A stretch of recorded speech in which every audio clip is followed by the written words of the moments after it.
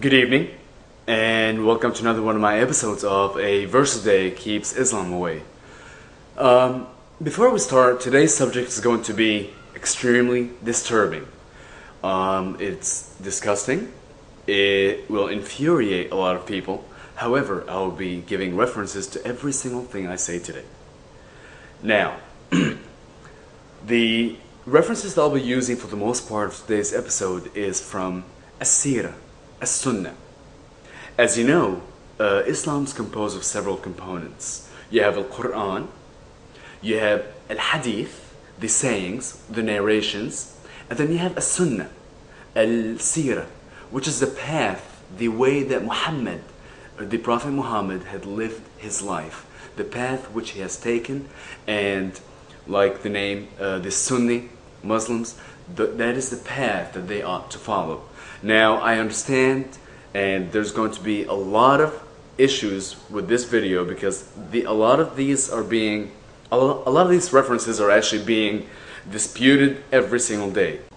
But now, al-fuqaha, the Muslim scholars, they're going through all of those, and they've been pretty much just chopping them off, saying, okay, this never existed, this never happened, this never happened. Okay, now let's get started. Today's episode is going to be about paraphilia. I'm going to show you how Muhammad and Nabi Mohammed sallallahu alaihi wasallam was a paraphiliac. Paraphilia is a psychosexual disorder. It's marked by extreme sexual urges and fantasies and behaviors that involve objects, suffering, humiliation, children, and other non-consenting partners, if you may. I'm going to have to apologize in advance. Almost none of these books have been translated into English or any other language because you'll see why they have not been translated. So all the titles, everything is in Arabic. So here's what I'm going to do. I will reference everything and I'll put the references on the side. On the side of this video, actually it should be right here to the left. The first thing I'd like to talk about is how Muhammad used to, as they put it, suck the tongues of others. It is written in إعانة الطالبين لأبي بكر الدمياطي, Volume 2, page 231, that Muhammad used to suck the tongue of his wife Aisha. You know what? That's fine. Sucking the tongue of your wife, that's not a big deal. Let's keep going. Musnad Ahmed bin Hanbal, Volume 4, page 93. And it talks about seeing the Prophet Muhammad sucking the tongue of Al-Hasan bin Ali. Al-Hasan bin Ali is obviously a man. It's a male. So here we have him also sucking the tongue, or French kissing, or whatever you'd like to say it was, of another man. It is listed again in a different location, this one in تاريخ مدينة دمشق للحسن ابن هبة الله, Volume 14, page 169, where here it says, Muhammad would suck the tongue of Al-Hussein bin Ali just like a boy would suck a date.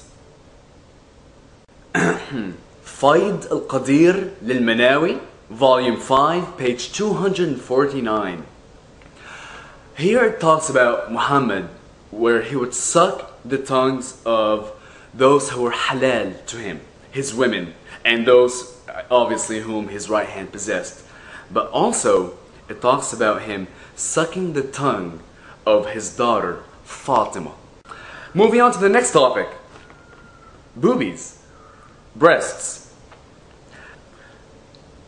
بحار الأنوار للبقاري, Volume 43, page 42, and مناقب آل أبي طالب لابن شهر أيوب, Volume 3, page 114, and اللمعة البيضاء للتبريزي الأنصاري, page 53, where it talks about the Prophet Muhammad used to not be able to go to sleep every day until he would place his face into his daughter Fatima's chest and rub and kiss between her breasts. The third thing I'd like to go to is Aisha, where he married her at the age of 6 and, took her at the age of 9. And if we want to discuss, if we want to talk about that, this is located, actually, this is in Hadith as well. Sahih al-Bukhari, volume 5, page 1973, where it does talk about, him marrying her at 6 and taking her at 9. However, I'd like to talk about him liking even younger girls. In Musnad Ahmed bin Hanbal, volume 6, page 338. Al-Rasul, the Prophet Mohammed, had entered upon their house and saw the daughter of Abbas. And upon seeing her, and she was at the age of weaning. Okay? The Prophet Muhammad had said that if she were to become of age, when she becomes of age and if he were still alive, he wants to marry her. So here's a baby at the age of weaning, and he's looking at her and saying, once she's a little more mature, I want her.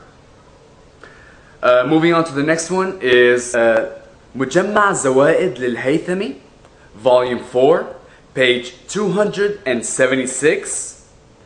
And again in Sunan Sa'id bin Mansur, volume 2, page 123.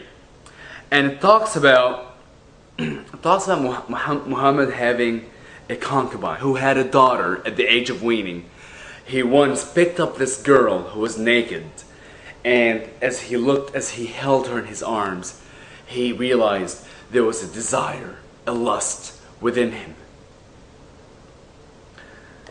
The last subject I'd like to go to is, as if it hasn't been bad enough, is necrophilia. These 6 different people had referenced the same story. Now again, if it could have been a rumor, passed on from one person to the other, but I'm just telling you what is written. كنز العمال للمتقي الهندي, volume 13, page 274, and the story of Al-Hajjah في بيان المحجبة لأبي القاسم الأصبهاني, volume 1, page 488. Here it talks about Al-Rasul, Muhammad, the Prophet Muhammad, having taken off his robe and placing it upon Ali, the mother of Ali. And then he proceeded to lay with her in her grave. Now, as the soil started falling back to the grave, his followers noticed it, and surprisingly they asked him and said, "O Prophet of God, you are doing something we have never seen you do before." To which he answered that he clothed her with his robe so that she may have something heavenly to wear. And he اضطجع معها, he slept with her, he lay with her in order to lessen the pains of the grave. Because whenever you're buried, there's pains that you experience, apparently. This was mentioned 6 times. However, the whole topic of necrophilia, the whole topic of being able to sleep with a dead woman, wat al-mayyita, is actually mentioned 16 different locations in 16 masadir, 16 references, such as Hawashi Sharwani, volume 1, page 263. The funny thing is, I think we've all heard the story of how after a man performs the ablution, al-wudu, there are 3 things that if he touches, it will make him unholy, unclean, and he must clean himself again before prayer, which is a black dog, a donkey, and a woman. However, in these references, it talks about wudu al-mayyita. If you lay with a dead woman, it does not make you unclean. Your salah will be accepted because you're clean. However, you become najas. You become dirty and vile if you touch a living woman. This is making me sick. I think I've had enough for tonight. Thank you for joining, and I'll see you later.